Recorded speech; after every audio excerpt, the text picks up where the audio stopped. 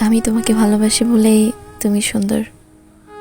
পৃথিবীতে কত মানুষই তো আছে, রাস্তায়, অফিসে, স্কুলে, কলেজে, রিক্সায়, বাসে কিংবা বাড়ির পাশে। কখনো কি এটা ভেবে দেখেছো যে এত এত মানুষের ভিড়ে কেন আমি তোমাকে চাইলাম? আমি তোমাকে ভালোবাসি মানে এই না যে তোমার সবার চোখে সুন্দর হতে হবে।